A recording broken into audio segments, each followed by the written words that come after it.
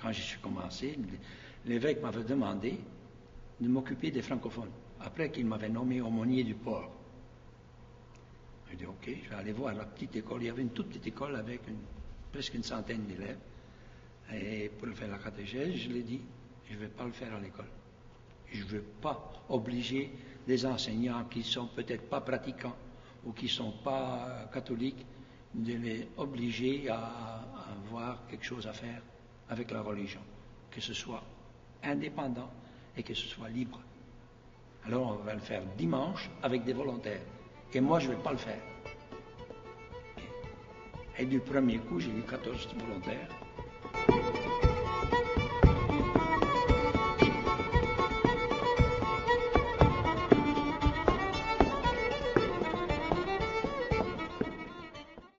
Il y avait dans toute la province, il n'y avait pas de livre de mathématiques en français. Je suis le premier d'avoir importé des livres pour étudier les mathématiques pour les écoles primaires dans toute la province. J'étais le premier, c'était dans une école privée, Don Bosco, à Jacket River, et je les importais du Québec. Tous les livres étaient en anglais, dans les régions françaises. Alors qu'est-ce qu'ils faisaient? Ils n'allaient pas. Les filles allaient encore à l'école, plus ou moins jusqu'en 11e, 10e, 11e, et les gars, en 8e, 9e, allaient travailler dans le bois ou dans la pêche. Ça, c'était la situation en 60, quand moi je suis arrivé dans le Nouveau-Brunswick.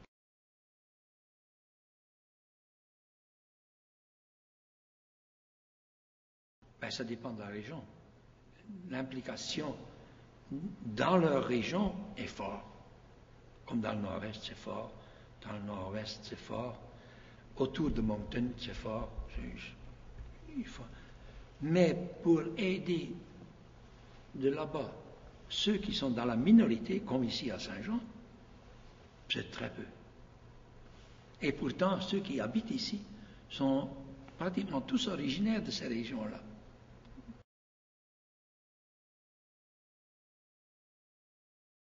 Les meilleurs, à cause qu'il y a plus de monde qui ont eu leur éducation en français. Ça, c'est, je pense. De l'autre côté, les mariages ruinent l'homogénéité des francophones. Comme il y a une semaine, j'ai eu un mariage ici, c'était 2 francophones. Ceux-là, ils vont continuer à être francophones. Mais, qu'est-ce que tu veux, sur le travail, la majorité, c'est des Anglais. Alors, les filles ou les gars marient un Anglais ou une Anglaise, il ne sait pas le français, elle ne sait pas le français. Il parle anglais. C'est le français ou la française qui cède. Parce que c'est elle, en général, ou lui, qui est bilingue. Et l'autre ne l'est pas, ou n'est pas à l'aise. Oui. Alors, les enfants, ils sont anglais. Ce qui aide la continuité de la minorité, c'est l'immigration. C'est qu'encore régulièrement, il y a du monde du nord-est, du Québec, du nord-ouest, qui viennent habiter à Saint-Jean parce qu'il y a plus de travail. Et ils demandent des gens qui parlent français. Comme par exemple pour les call centers.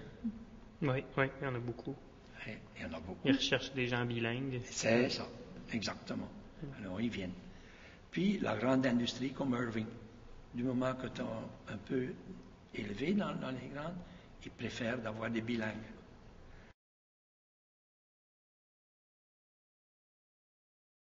Pour le moment, moi je pense que ça va rester comme ça. Moi je pense que ça va rester aussi longtemps que l'école va bien.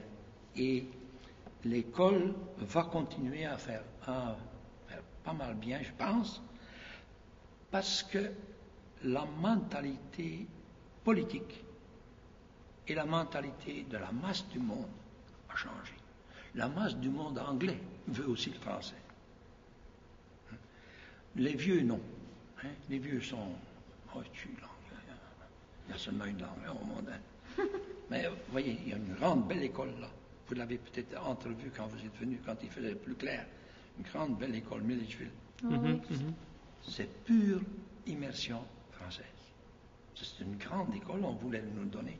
Ouais, on préférait avoir un nouveau centre, évidemment. Mais tous les enfants qui sont là sont des enfants anglais qui parlent anglais à la maison, mais là, pas un mot. Hein. Parce que beaucoup d'Anglais veulent que leurs enfants soient bilingues. C'est dans leur faveur. On habite dans une province officiellement bilingue, ça veut dire pour les positions du gouvernement partout, on demande. Puis la demande est plus forte. Les Acadiens et les Madawaskayens se sont réveillés à leurs droits. Et ils sont beaucoup plus courageux, je dirais, osants aussi, pour demander. Ils ont plus de... Avant, ils avaient peur. Il n'y aurait jamais eu... Quand je suis arrivé, même il y a 24 ans, c'est un genre, il n'y aurait jamais eu deux Français qui parlaient publiquement français entre eux. Maintenant, hey, on parle français. Tu ne sais pas, c'est dommage.